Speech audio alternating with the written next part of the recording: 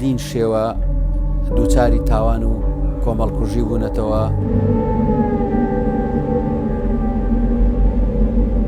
ئێمە کە جەرگۆش زۆر قەدیمی من لە عێراق ئەو ئێمە خۆمان حسا و خۆمان کەی من عێراقی ئەسڵیل.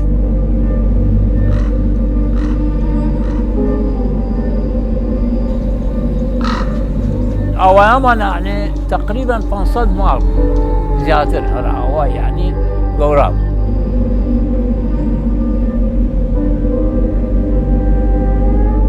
تاوەکو ئێستا نزیکەی 400 تا 500 شەهیدمان هەبوو.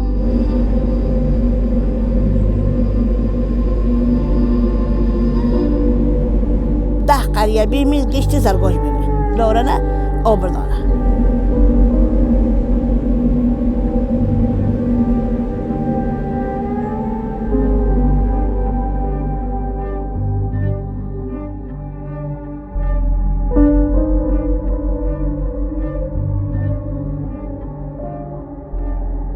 زەرگۆشەکان یەکێکن لە تیرەکانی هێڵی گەورەی کەلهوڕ. مێژووی زەرگۆشەکان لە ڕۆژهەڵاتی کوردستان بۆ سەردەمی پێش ساسانیەکان دەگەڕێتەوە.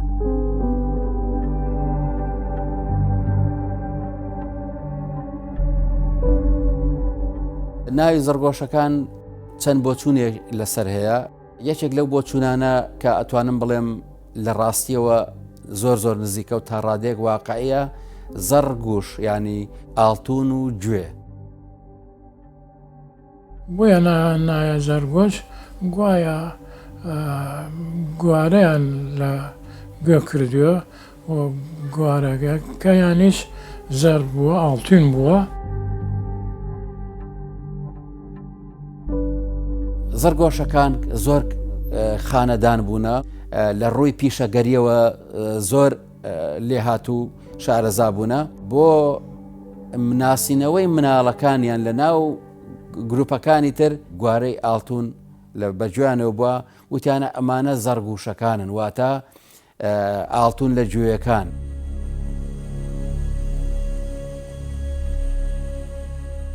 سمکۆ سابیر زیاتر لە 20 ساڵە بەشی زۆری ژانی تەرخان کردووە بۆ بەدواداچوون و نووسین لەسەر پرسی جینۆساید.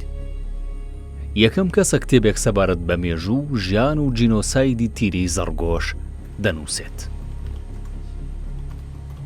لە دوای ساڵی 2005 کاتێک ئێمە وەکو کەسێک کە لە بواری میدیای کارمانە کرد و هەمیشە هەواڵی ئەومان دەبیست کە تەقینەوەیکی زۆر لەم ناوچەدا بڕاوانە ڕوئەدا و خەڵکێکی زۆرە بێتە قوربانی، بەڵام هەموو جار بە تایبەتی باسی زەرگۆشەکان نەکرا. ئەمە پرسیار بوو لای من بۆچی زەرگۆشەکانی سعدیە هەمیشە لەژێر تۆقاندن و ترس و دوجار تیرۆر بوون.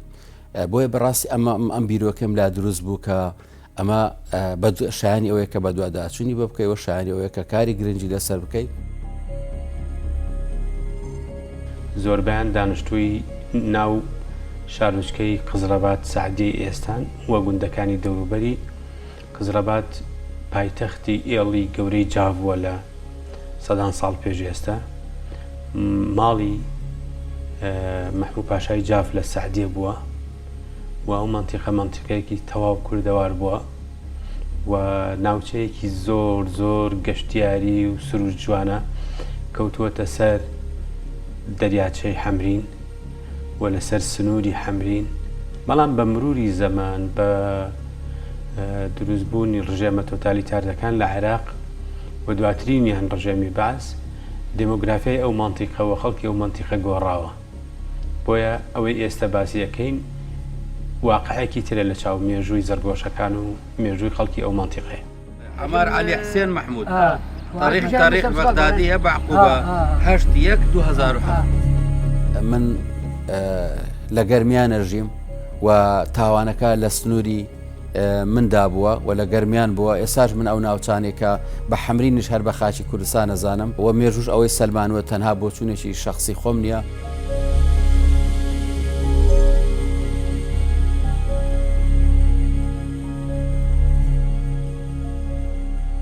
کورد نەتەوەی سەرەکیە لەو مانتیقەیە و بە پێی ئەحسای ساڵی 1957 شارۆچکەی سعدیە و دەوروبەری زیاتر لە سا هەفتای کورد بووە باقیەکەی تر لە پێکاتەکانی تر بوون. بەشێک لە زەرگۆشەکان لە ماوەی 300 ساڵی ڕابردوودا لە ڕۆژهەڵاتی کوردستانەوە کۆچیان کردووە بۆ بەرزایی حەمرین و لە ناحەیە قزراباد، خەسرەواباد، سەعەدیەی ئێستا گیرساونەتەوە. لە حەوزی حەمرین 7 تیرە و هۆزی کوردی دەژین کە بریتین لە سوورەمەیری، ئەرکەوازی، گەرکوش، مەلەکشاهی، قەرەلووس، فەیلی و زەرگۆش. یەکێک لە بۆچوونەکان پێی وایە لە سەردەمی بەگزادەکانی جافکە لە سنووری سعدیە قەڵەم ڕایوان هەبووە تا هەڵەبجە و زەویەکی زۆری کشت و کاڵی هەبووە، زەویەکی زۆری ئاوی هەبووە. بەگزادەکانی جاف داوایان لە چەند تیرەیە کردووە لە ڕۆژهەڵاتی کوردستان کە بێن لەسەر ئەم زەویانە کار بکەن و لێرە بژین. ئیتر زۆر ڕێک لە تیرەکان ڕەتیان کردوێتەوە، بەڵام زەرگۆشەکان ڕازی بوون هاتوون کۆچیان کردووە. بێگومان ژمارەیەکی زۆر بوونە لە ڕۆژهەڵاتی کوردستان، بەشێک لە زەرگۆشەکان کۆچیان کردو هاتوونە بۆ ئەم ناوچانە و نیشتە جێبوونە. یەکێک لە بۆچوونەکانی کەش پێی وایە هاتنی زەرگۆشەکان لە ڕۆژهەڵاتی کوردستانەوە بۆ باشووری کوردستان لایانی کەم ئەگەڕێتەوە بۆ پێش ئاینی ئیسلام. گواستنەوەیان زۆر کۆنا ناگەڕێتەوە بۆ پێش هاتنی ئاینی ئیسلام. ئەوان زەرگۆچەکان لەو ناوچەی خۆیانە هەڵکەریانە و ڕویان کردە ئەم ناوچەیە، چکە زانیانە جێگەی کەسابەتە و ئەو توجارەتە کە لە ئێران واتێت و لە ڕۆژهەڵات و بۆ ڕۆژاوا چێت واتە بۆ بەغا چێت بەم ڕێگەیە تێپەڕەکە. بۆیە ئەوان کە دایما خەریک کەسابەت بوون و حەزیانە کرد سوود لەم پێگەی جوگرافی وەربگرن. زەرگۆشەکان لە ڕۆژهەڵاتی کوردستانیش ماون، بەشی زۆریان لە ئیلام و ئەیوان و گەیلان غەرب دەژین. هەروەها بەشێکیشیان لە نزیک شاری کرماشان نیشتەجێن. سەفەری گەیلان غەربمان کرد لێرە ڕۆیشتن لەوێ لە ماڵی سەرۆکی ئێڵی کەلهۆڕ پێشوازی لێکردین و زانیاری زۆر گرنگمان بەدەستکەوتووە. دوجار چوین بۆ ناوچەکانی تری خوارووی ڕۆژهەڵاتی کوردستان، سەرچاوەکان باسییان نەکرد. من بە دوچوونی وردم بۆ کرد، خۆشبەختانە گەیشتمەوەی کە ڕەگ و ڕیشە و ڕەچەڵەکیان ئەگەڕێتەوە بۆ سەر هۆزی گەورەی کەلهۆڕ و لە ڕابردووشە لە ڕۆژهەڵاتی کوردستانەوە کۆچیان کردووە بۆ باشووری کوردستان. شێخ ئەحمەد بەڕێوەبەری ناحیەی سەعدیە، جگە لە ئەرکە فەرمیەکەشی سەرۆکی تیری زەرگۆشەکانە لە ناوچەی خانەقی.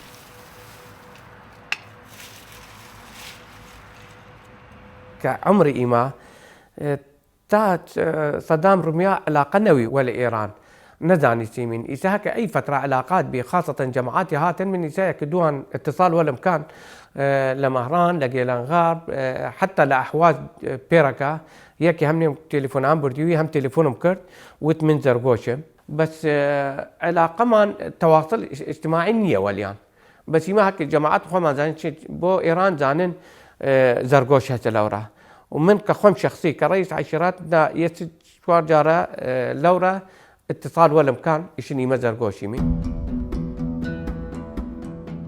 لە سەدەی هەژدەهەمدا گەڕیدەی ئینگلیزی جێمس بێکام لە یادەشتەکانی ساڵی 1916دا ئاماژەی بەوە کردووە لە سنووری مەندەلیەوە بەرەو حەمرین بەهۆی لەباربوونی ناوچەکە بۆ کشتوکاڵ و ژەڵداری ئەو هۆز و تیرە کوردیانە لەوێ جێگیر دەبن. لە ساڵی 1922 سەید ئەحمەد بەغدادی نووسەر و مێژوونووس زانیاریەکانی جێمس بێکام پشتڕاست دەکاتە بوو دەنووسێت هاوڵاتیانی حەمرین بە کوردی دەدوێن و هەندێکیان عەرەبی و تورکیش دەزانن. پێشتر عەرەبە شۆڤێنیەکان زەرگۆشەکانیان بە عەرەب لە قەڵەمەدا و پێیانوا بوو ئەمانیش پێکاتێکی عەرەبن، بەڵام من خۆشبەختانە ئەوەشم بۆ مێژوو ڕاست کردو کە ئەمانە کەلهۆڕن و کوردی ڕەسەنی ئەم ناوچێ و ڕۆژهەڵاتی کوردستانن. بۆیە دەستم کرد بە ئیشکردن لە ڕووی مێژوویەوە و ئەنجا دەستم کرد بە بەشەکانی ترکە راپۆرتە هەواڵەکان و ئەوانی لەسەر زەرگۆش نووسرابوون بە هەر زمانێک بە فارسی بە کوردی بە عەرەبی کۆی ئەم زانیارانم کۆ کردو و دەستم کرد بە ئیشکردن لەسەر کتێبەکە. كأصل مالنا والله عرب نيمين، مع احتراماتي على عربي، ما يعني عرب بو تركمان بو مش كيشا ما نبوها، بس إيما كزرقوش لناوي ديارة كردة. وحتى كات صدام حسين هكي حساب محاسبة ما كان مناطقنا ده ككرد محاسبة ما كان إيمان نكر دي كشي عايز خزانيت 50% أو 60% شعب عراقي شيعته مضطهد نوي مثل ما إيما كرد بي من إيما اضطهاد مو ككرد بي يا 24 سنة ئەم حەوت تیرە کوردیەی لە حەوزی حەمری نیشتەجێن مسلمانی شیعە مەزهەبن. چەند خێزانێکی کەمیان لەم ساڵانەی دواییدا چوونەتە سەر مەزهەبی سونی. كأصل إيما جسمان شيعي 12 من جعفري، بس إيسا لي كانت جديدة كهذا بنشش عائلمان هذا إيسا مذهب السنين خزانيت كمذهب ثابت نية إنساني حسب قناعتي وأنا مجموعة دريم تقريبا يسده دوانزا عائلمان هذا مذهب السنين أيام كيشا ما نبوه، لأنه هر إنساني خوي اختار مذهباكات لأنه قناعت مذهب شيعة قناعته وأنا مجموعي سديري من نولا مذهب سنية. زەرگۆشەکان لە ڕووی جوگرافیەوە بە درێژایی ڕێگەی نێوان سەعدیە و گوندی زاویە تا دەگاتەوە باشووری ناحیەی جەلەولا بڵاوبوونەتەوە. لە پێناو بژێوی یان لە بەرگوشار ڕویان کردوتە چەندین شاری دیکەی ناوەڕاست و خواروی عێراق. بە تێبەڕبوونی کات یان لە ترسدا ناچارەنە هەندێکیان بە ناسنامە بوونەتە عەرەب. جميع حكوماتي هاتن ليرة محاربة ما كرت، أولا ككرد بمين كشيعة بمين خزانيت أي فترة جيت حكوماتكان علاقة باش نبي ولا إيران جيت حكوماتكان هات نتوات حق به وكرد إما هم كرد بمين وهم شيعة بمين. أقل شعر الزور وأقل شعر باجير وأقل بشدر وبتوينه وتماشاي أو منطقة بكي وكو خوي ناتواني بيخويني توا تان روي لواقع إخوانا جيان كي أزانيك چەند توانیویانە متەمەسک بن بە مەسەلەی کوردەواری خۆیانەوە ژیانی کوردەواری خۆیانەوە و لە بەرامبەر هەموو ئەو فشارانی کە لە سەریان بۆ ئەمان ڕەتفعلیان وەرگرتووە بۆیە توانیویانە خۆیان بهێڵنەوە. لە حکومێ سەدامی مشاكل زۆر بووە، حقوق زەرگۆش لە مناطب الخاصة قبول ما نبووە، لمراكز حساسة نبوة بس كمواطن درجة ثانية بي من الليرة وإيميش كم زور تضحية ما عندها لا كاتو خوي لا شر عراق ولا إيران تقريبا سدوا 20 شهيد ما عندها وإيسا ولا داعش كم تا إيسا إيما دائما تضحية ما هسا. ناوچەی تەماس لە نێوان عێراقی عەرەب نشین و کوردستانی کورد نشین و پێکاتەکانی تر نشین هەمیشە جێگەی ململانێ بووە و هەمیشە خەڵکی ئەو مەنتیقە زۆرتر معڕەز بوونە بۆ جینۆساید. بۆچی لە ئەنفالە زۆربەی خەڵکی ئەو مەنتیقانە ئەنفال دەکرێ، بۆچی شەنگال جینۆساید دەکرێ، بۆچی پێش ئەوان فەیلیەکان ڕوبەڕووی جینۆساید دەبنەوە، بۆچی قەتڵ و عام لە سەعدیە و لە زەرگۆشەکان پەیدا بێ. هەموو ئەمە پەیوەندی بە مەسەلەی خاک و مەسەلەی سنوور و ئەو بابەتانەوە هەیە کە ڕژێمەکان و گروپەکانی ئایدۆلۆژی و گروپە تیرۆریستیەکان ئامانجیان لە ناوبردنی خەڵکی کوردستان بووە.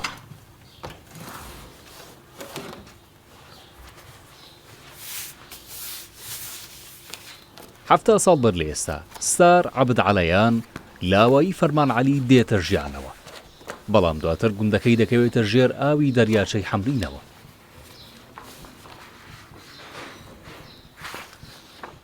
لمنطقة سعدية تابعة وناحية سعدية آواي فرمان علي لبنجادو بيابي مس لو شونا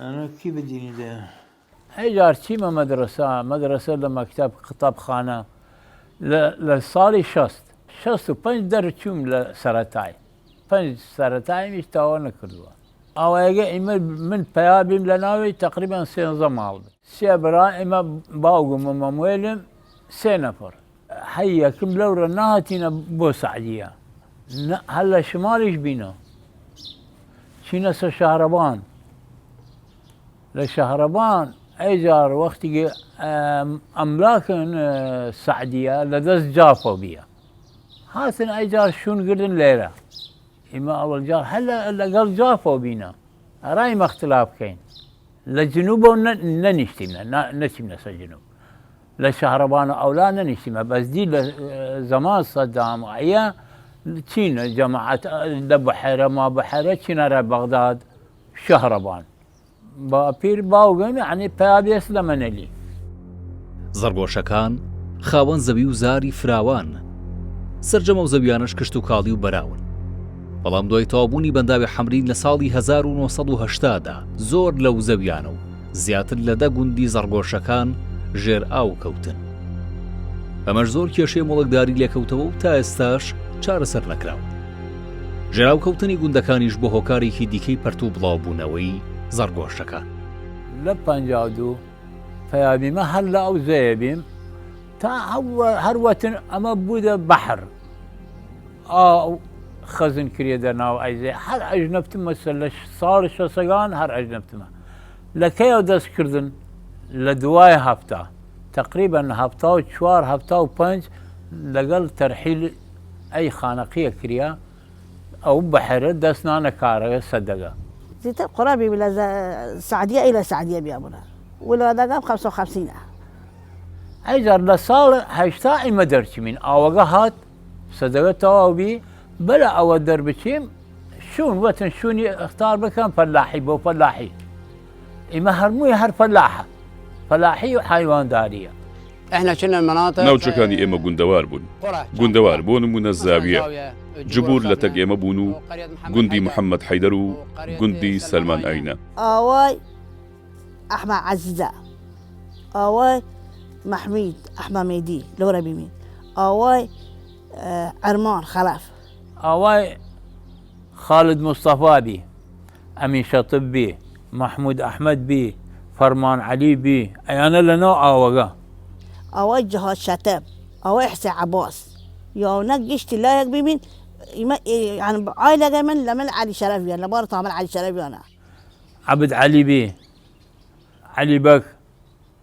جواد يمشي من علي بك جوكا كهرباء الإمام برين وتن أولى أو تي أو أرجريجا أنا بار بكرن أري أي كل ولاتي دشن بتشن إيماش بار كرديم قسمي الإمام بار كذا رأي إلهي قسمي الإمام بار كذا رأي إلهي قسمي الإمام ترى حمرين يعني يك جانا شمنا جيها سمانا أكثر الناس زۆرینەی خەڵکەکە ڕوویان لە حەمرین کرد تاکە دەرچی ئێمە بوو هەندێکیش ئەمەیان نەکرد بەشێکیان ڕووە سعدیە چوون وتقريبا 40 سنة زيادة بيامون لورا إجا بار كريم يعيش تقريبا هم 40 سنة بار كريم يا رايح حمرين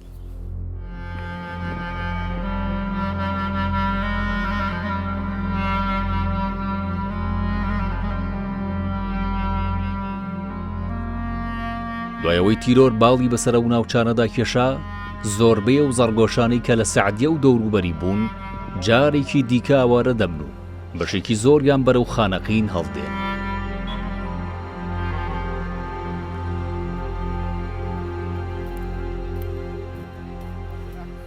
عشيرة زرقوش مثل باقي عشائرها لعراق جيشتي هيا بس مركز مان بو لسعدية بيها إما قبل الثمانينات قبل 79 لأنه ل 80 أي سدية حمرين كرياوا شواردا آواي بيمن لسعدية أي شواردا آوايا بار مان كرياوا بار كردي من مجموعة لما شي بو مجمع حمرين ومجموعة شي بو دا آواي تر انكردي من زرقوش ياكو زرقوش دو آواي محمد حيدر ماي لشونقي خويا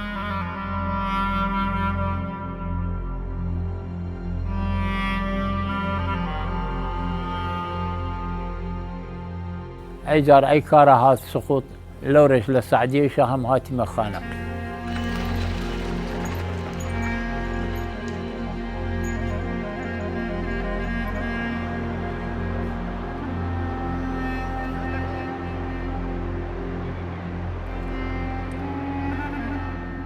آواي بيمنا آواي للسعدية بعد السقوط آواي يك آواي سد مال بوا يك آواي 500 مال بوا يك آواي ترد سد آواي بوا وعدا لداخل ناحية مركز ناحية كم هم تقريبا 650 مال مانبوه گیشتی ڕاکردن هاتیمین ئەڕای خانەقین لە مێژووی بزودنەوەی ڕزگاری خوازی گەلی کورد هەموو پێکاتە و گروپ و کەمینەکان خەباتیان کردو و قوربانیان داوە.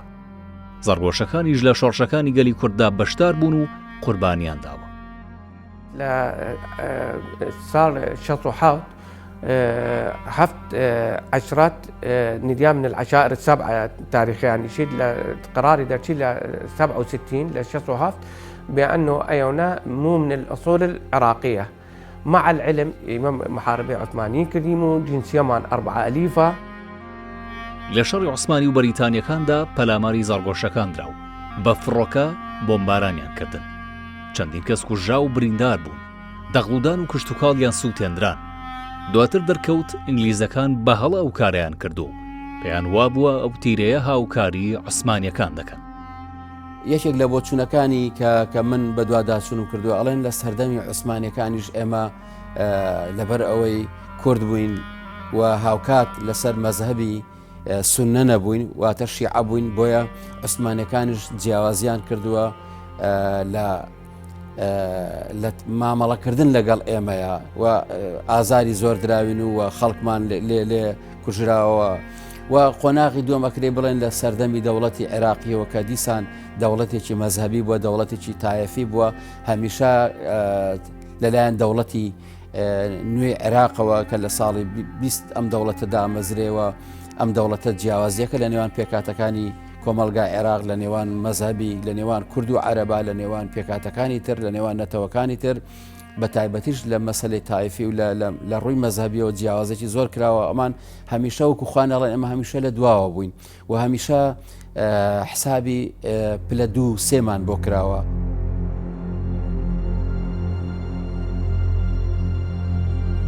دوای پرۆسەی ئازادی عێراق حکوومەتی نوێ گۆڕانێکی ڕیشەی نەکردو نەیتوانی ڕێگر بێ لە کۆمەڵکوژی و ئاوارە و برسیکردنی ئەو تیرە کوردیە.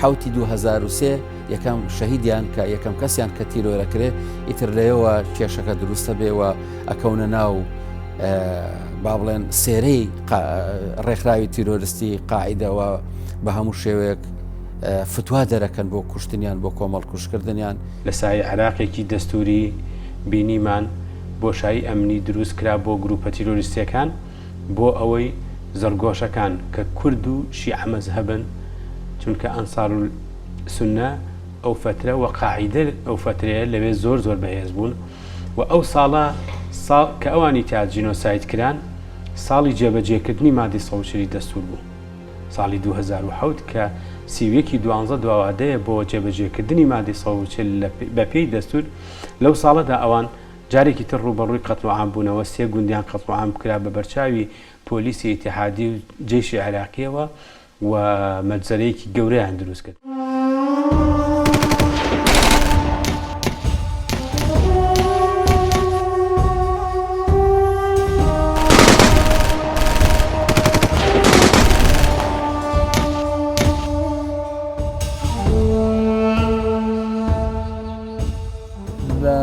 دوای سقوط لە تقریبا 2006 دەست کردە پێی لە 2006 وە کوشتن عشرەتی زەرگۆش قاعدە بوو كنت قاعد بقرية زرقوش لە گوندی زەرگۆش نیشەجێ بووم سەر بە ناحیەی سعدیەیە دوایی بەهۆی ئۆپەراسیۆنە سەربازی و تیرۆریستیەکان کە چەندان و چەندان جار دایان بەسەرماندا نەجارێک و نەدوان و نەسیان بوون بە شێوەیەک نەمان دەتوانی بەبێ چەک بچینە سەر شەقامە گشتیەکە.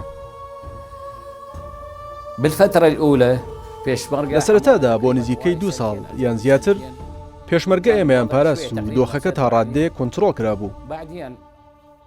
دوایی لە سایەی دۆخێکدا پێشمەرگە کشانەوە و سوپای عێراق هات. ئێمە شەعەزیەتمان بۆ کەس نەویە قاعدە هات ئیمە کوشت بووە ئەگەر کوردە هەر ئیمە کورد بمین و ئەگەر شیعەش هەر ئیمە شیعە بین. دەستکردنە کوشتنمان لە قاعدە حتا سیارەکە سبکار کرێکار تەبلیغیان کرد بۆ عەرەبەکان ئەمانە هەڵ نەگرن لە جادە هەڵیان نەگرن بۆ بازار هەڵیان نەگرن. من 2003 لە 2003 تا 2004 تا ئێستا دەستی پێکرد. تا ئەم کاتێ ئێستا هەر شەهید دەدەین. لەنێو هەموو ئەو شەهیدانی ئێمە نزیکەی 5 یان 6 ئافرەتن، واتە ئافرەتیشیان تێدایە.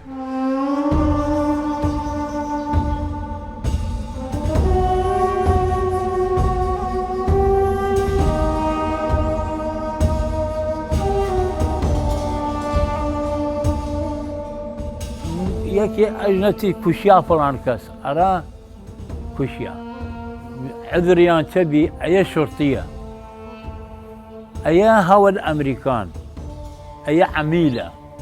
مثلا عندنا بۆ نمونە لە گوندی عەسریە لە ڕۆژێکدا 21 کەس شەهید بوون.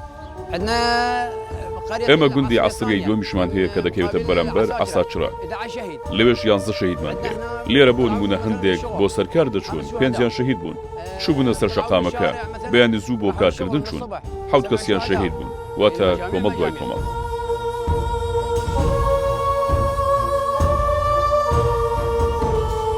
معیشەتمان بڕیا، دوکان داشتیم لە بناو بازارش لەناو شارێنە سەعدیە، ئەوانەش پەجر کریا. بەس ئەن زەرگۆشەکان ها و هەموویش خاوەردارە، هەموو ئاگادارە، بەس دوکانەکانە ئەن زەرگۆش تەفجیرەبی لەناو شارەکە. ئیدی تیرۆر ئەو شتانە ڕویان لە هەڵکشان کرد. سەرەتا کەم بوون، بەڵام تا دەهات زیادیان دەکرد و دەستیان کرد بە لێدانی سوپا و لێدانی دانیشتوان. ڕوبەڕووی ئۆپەراسیۆن گەلێکی گەلێ زۆر بووین، گەلێ زۆر. تەقینەوەیەک لە گوندەکەدا ڕوویدا، نزیکەی 23 کەس بەهۆیەوە بوونە قوربانی. 21 لەوانە شەهید بوون، لە نێویاندا برام و برازاکان و ئامۆزاکانم و خاڵۆزاکانم هەبوون. گشتیان کەسوکارم بوون، کەسی بێگانیان تێدا نەبوو. هاتن لە لای ئێرهاب بۆ شەونانەی و شەوەکی تەقیا خواست قاپێگا ڕێ براگەم بچەکنی دایکم کوشت. فریدا 10 متر فریدا لە هەن دەستی هەلە نەبی ئیسماعیل ئێسەتمی کردنە لێرە دەسەگەی و خۆی هەزە جیتر ئاوەڵڵا ئیمە شاهدا فرە دامنە لە حەمری فرە شاهدا دامنە. من ئەو زمانە پێوەگا موظفی شرطە بیە کورد لەگە کوچک بی ڕاتباسەکە بی عیشەتاگەن بی دراتە ڕێ عەمەڵە ئەی کوڕەگە کوچکەکە خۆی کورد لێ مەمووی دراتە لەبان بحێرەگا ئێرەنا هەر پەنجیان دراتە ئەڕێ عەمەڵەی قاڵب داشتن لە خانەقی کار دەکردن نا گردە ئەرهاب نەها گردە حیات ئەرهاب کوشتنانە کوڕەگەورەکەم جەریح بی ثانیەکە جەریح بی کوچکە کوشتن دە کوڕە شیرام شیبرام شەهید بین هەرێکە دێتی دیرێ کوڕەکەم خۆی لە ماڵ بیەیە ئەو ڕژە واجبی بی چی ئەڕێی واجب کوشیە هەئی وەختە خەبەرە پیماندان وت کوڕەت کوشیایە ئیمە چیم لەسەر مەرکەز وەختی چیمی کوڕەم کوشیاوی ڕاتبەگەی 350,000 350,000 ئەم کچی هەلە شانی داگێشی کرد دێتە من وەسیەیە من دێتە 350 سینی. سەبارەت بەخۆم من دایکم شەهیدە، هەنیە حوسێن حەسەن لە 15 2013 شەهید.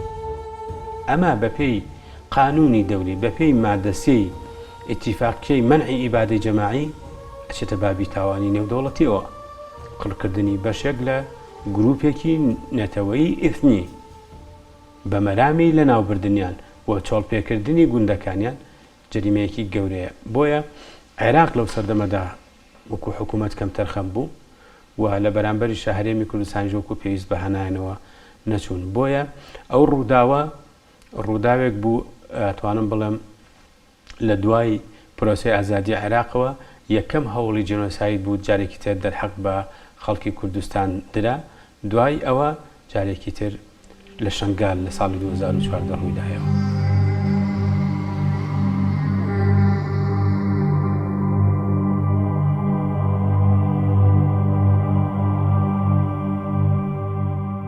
ئەو ڕێگرانێکە لە دەرەنجامی ئیشکردنە دووچاری هاتووم زۆر بوون بەشێکیان ئەوە بوو بەڕاستی لە ڕووی سەرچاوە کەمترین سەرچاوە لەسەر زەرگۆشەکان هەبوو و بۆیە پاڵی پێوە نام کە من سەردانی وڵاتی تر بکەم کە وڵاتی ئێرانە ڕۆژهەڵاتی کوردستان لەوێ خۆشبەختانە کۆمەڵی سەرچاوم دروست کردووە. شکە لە ڕێگرەکان ئەوە بوو ناسەقامگیری بارودۆخی ناوچەکە و بەردەوام تەقینێتیا بووە چکە ئەم گروپە لەژێر مەترسی جینۆسایدی کۆمەڵکوژی تاوانی گەورەدا بوون بۆ یەکە لە جەلەولا و سعدیە بەردەوام تەقینەوە هەبوو و بەردەوام هەڕەشە هەبوو و بەردەوام تەنانەت جگە لە تەقینەوە ئەم ناوچانە هاوان بارانەکرا لە دنیاە کۆمەڵێک نموزەجی تاوانی جنۆسایت هەیە و لە بەرامبەریشان نمونەی چۆنێتی ڕوبەڕووبوونەوەی تاوانی جنۆسایت هەیە بە پێی قانونی دەولی. عێراق ملزەم بووە کە نەهێڵێ جارێکی تر ئەو خەڵکە ڕوبەڕووی جنۆسایت بێتەوە، چونکە لە نێوان ئەو گوندانەی کە ڕوبەڕووی کۆمەڵکوژی بوونەوە لە سعدیە و زرگۆشەکان لە نێوان سعدیە گوندەکەیە کیلۆمەتر و 2 کیلۆمەترێکە بە سەدان پۆلیس و سەربازی عێراقی تەماشاکەر بوون کە ئەوان قەتڵام کراون. ئەمە دەرخەری هەوەیە عنسری تەقسیر هەیە لەم بابەتە. ئەگەر هەماهەنگی لە نێوان مؤسسەی ڕسمی دەوڵەت و تۆرۆریستانان نەبێ ئەتوانین بڵێن تەقسیر هەیە و ئەم تەقسیرە کێ تەحملیەکە؟ عێراق تا ئێستا قوربانیەکان بە شەهید حساب نەکراون، تا ئێستا گوندەکان ئاوادان نەکراوە و لەوە بەدووە جارێکی تر کە سوکاری قوربانیەکان بەشی زۆریان دەرکران، ڕەوانەی خانەخین و کەلار کران بۆ چونکە کەسێک نەبوو دیفاعیان لێ بکە.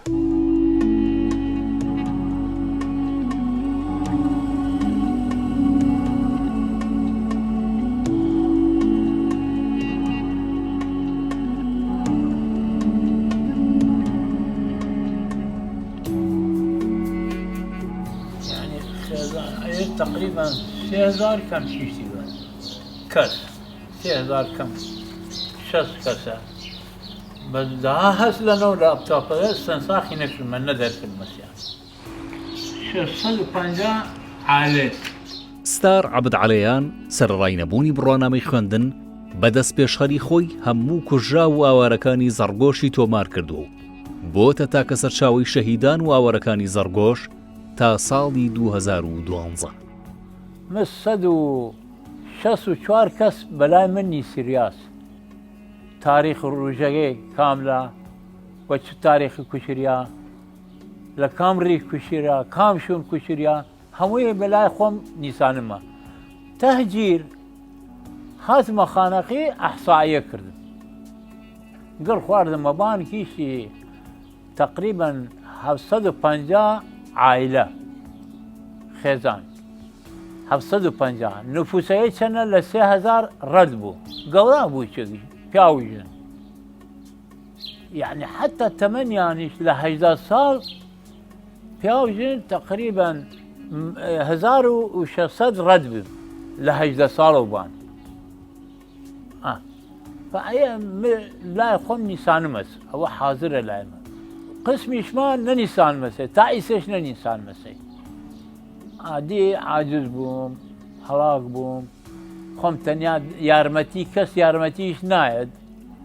ئەمە تاریخە یعنی گەرەکە بنیسیەت میش خۆم حتا شەهادەت میش نییە بەزی لەخوا زیابێ الحەمدولله خوا دایسەپیم ئەی علمە معلوماتە ئەیە دایسەپیم.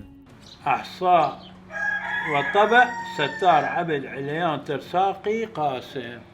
أي أحصائيش مصدري منهم أجر دامس أوراق دامس كسي لمدر شو أي أحصائية كلمة قفلي كلمة لصال دوانزا وإلى أجر يكي بيابيس نني سيرياس أحصائية بالنسبة لرجو موجودة للحياة لخانقي حمرين لقل أي أحصائية نية تاو كويستان نزيكي 400 تا 500 شهيد من داو 450 ل 10 بچية بچ اگر خوازيت سورة لقى قشتي همه سورة بريمنا نمنا سلامه ور 450 إيما نيش بس إيما عزيادي قشتي عزيادي بس قشتي 10 زروش عزيادة دي قالبي داشتين دير لجير مدرسة سوزانني هواني دان لبان مارقامون لبيتون خدا رحم كلي أو هم كاس هجر بيمين لبان هجرقام صايب ديمين فرفرها تبانا لە دوای قاعیدا داعشات دڕندانەتر درێژیان بە شەڕخوازیدا گوندەکانیان تاڵان و خاپورکردن ڕزوباخ و کێڵگەکانیان سووتاندن، گەورە و بچووکیان کردە ئامانج.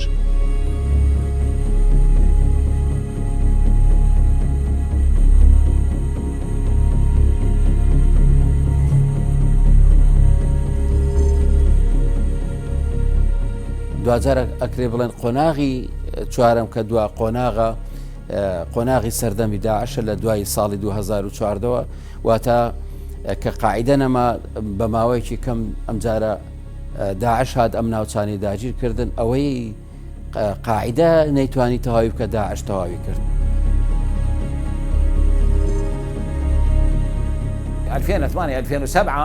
2007 و 2008 پاش تەقینەوەی یەکەم خەڵک هەستی بە ئارامی نەدەکرد.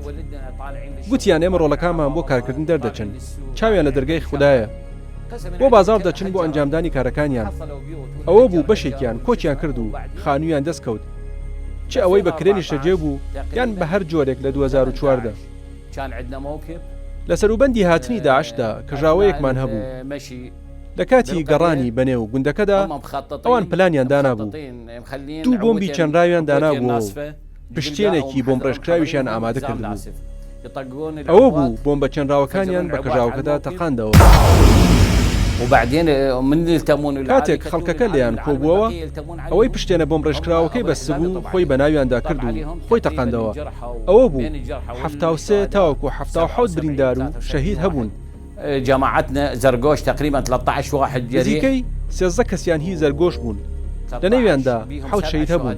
داعش كشتيا فرلمون قاعدش فرلمون كشتيا واصلا جوله وقت حرب ايرانيش بيع اوش لحرب ايرانيش هم فرلمون كشتيا ايش داعش هم هاجروا كنت تجيب خلاقي كنت هاتينا زادت العمليات الارهابيه ما كان اوبراسيون تيروريستيكان زیاتر بوون و بەریان نەدەگیرا. بە جۆرێک کە سوپا بە ئێمەی گوت چی دیکە لە تواناماندا نییە بتان پارێزین و ئەگەر دەتوانن دەرچن و خۆتان ڕزگار بکەن. ئەوە بوو چەند ماڵێکی کەمانەوە. ئیدی بۆ شێوەیە بوو ئێمەش دەرچوین، هیچ دەسەڵاتێکمان نەبوو، لا حەول ولا قووەتە ئیلا بالله. هاتینە خانەقین و لە خانەقینی شەجێ بوون لە بارمیل. دوای ئەوە هەر چەند ڕۆژێکی کەمی پێچوو یان مانگێک دوان سێ مانگ بوو ماڵەکەمانیان تەقاندەوە. یەکێکیان ماڵەکەی من بوو لەگەڵ زەوی تەختیان کرد. هەروەها ماڵی شێخ ئەحمەدیش و ماڵگەلێکی زۆر. ئەو گوندەیشی بە تەکمانەوە بوو، ئەویش هەر زەرگۆشە، ئەویشیان تێکدا و نزیکەی 3 چارێکی خانوەکانیان ڕوخاند و لەگەڵ زەوی تەختیان کرد.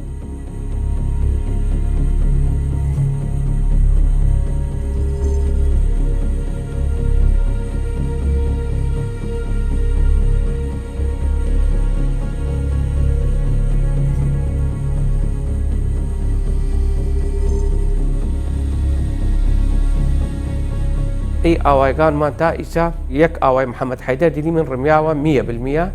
ئەمما ئاوای خام تقریبا 150 عائلەتی من 50% ڕمیاوە و ئەو ئاوایەتر زەرگۆشی ثانیە 500 عائلەسە تقریبا 60% ماڕگان ڕمیاوە تا ئیسا کەس تەعویضیان نەداوە و خەڵکیش هاتن ئیسا گشتی لە خانەقین دانیچنە کە مەرەحەلن.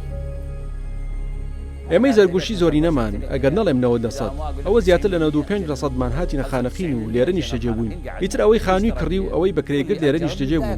سەرەتا هەمووی بەکرێ بوو، اینجا هەبوو خانووی کڕی و بە هەر شێوەیەک بێت لێرە نیشتەجێ بووین. لە ڕۆژگارێکە کە دیکتاتۆریەت ئەڕوخێ و ئەوان ئەبێ ژیان و ماڵیان ئاوەدان بکرێتەوە، تعویزی تعریب و تەرحیل و تەهجیریان بۆ بکرێتەوە، هەم ئاسوودەیان بەخۆیانەوە نەبینی لە سای حکومڕانی تازە شاجارێکی تر ئاوارە بوونەوە و گوندەکانی بەشێک لە گوندەکانیان تا ئێستا نەئێڵن خەڵکی منتیقەکە خۆی بچێتەوە، نەئێڵن جارێکی تر ئاوادان بێتەوە بە بیانووی ئەوەی نەبێتە مەلازێک بۆ تیرۆریستان و ئەوە واتە ئەمان هەڕەشەی مەزهبیان لەسرە و مەزهبی خۆشیان دیفاعیان لێ ناکا لە بەرامبەر کوردبوونیشیانە هەردوو فی ئەیتر کە سونەیە یان شیعەیە کە ئایدۆلۆژیانە شۆڤێنیانە بیرەکەنەوە مەترسین لەسەر ژیانیان.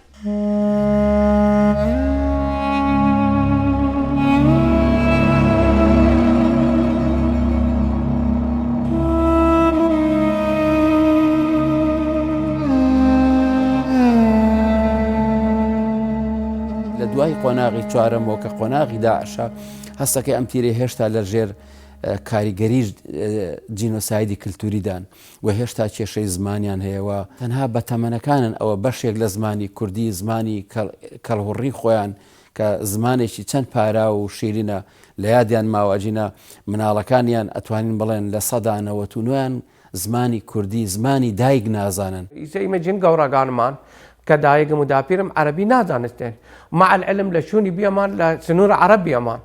يا بيما نا كرد خريجة مانا ونا عرب خريجة مانا أرشي ما أري كرد إشي عرب الزانتان النية وتيم يابا والله إما خمان يشان صالة عيشت ما نشنساو زان ما نشنساو دوژمنەیەک لە دوایەکەکان هەمیشە ڕێگا نەداوە تەنانەت لە بینی خۆشیانە لە نێوان خۆشیانە بە کوردی قسە بکەن و هەمیشە ئاسەجیان بۆ دروستکردوونەوە و دوجار لە ڕووی پەروەردەیەوە ئەمانە لەسەر منهەجی عەربی لەسەر پرۆگرامی عەربی گۆشکراون و لێ نەگەڕاون بە زمانی دایک بخوێنن و پەروەردەیان پەروەردەیەکی کوردی نەبووە پەروەردەیەکی عەربی بووەوە لەناو کەوانەیەکە پەروەردەیەکی شۆڤێنی بووە.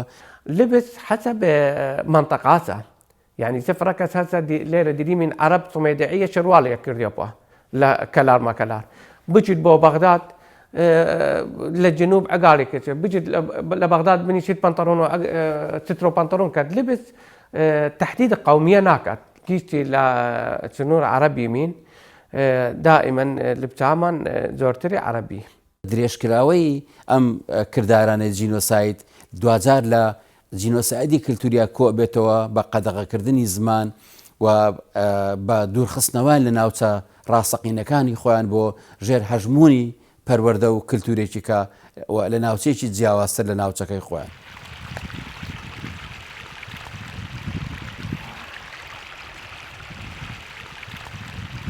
تاوەکو ساتی دروستکردنی ئەم بەڵگە فیلمەش بە هەزاران هاوڵاتی ئەو تیرەیە ناتوانن بگەڕێنەوە سەر زێدی خۆیان. ئێمە زۆرینەمان خانومان کڕی و خاوەن بەرژەوەندین و دوکاندارین و هەمویان لێرە فەرمانبەرن. ئەمە یەکەم. شتی دووەم ئەستەم دۆخەکەەوە خۆی لێبێتەوە. ئەمە ئەستەمە هەر کەسێک پێت بڵێت دۆخەکەەوە خۆی لێدێتەوە من لە هێڵی سەربازیم و لەم بابەتانە سرم دەردەچێت. ئەوەی دۆخەکەەوە خۆی لێبێتەوە ئەمە ئەستەمە. کاسبکار مهنەی ڕاستکردیس کاسبیەکەی دەیرەس ئیمە بڕۆین بۆ شوون خۆمان زەیمان بوو بە حەیران و ئەیجار ئەیش داعش دەست نایسە ملی عەرەبیش سەر لەورە کیشتقاڵی نییە کەس دی نێتەن ئەورە دیمە عیشەت ئیمە نەما کاسبکاریمان نەما. بەڵام ئەوەی دۆخەکە وەک سەردەمی پێشداعیشی لێبێتەوە یان وەک پێش قاعیدە ناوەڵا ئەومان بۆ ناگەڕێتەوە.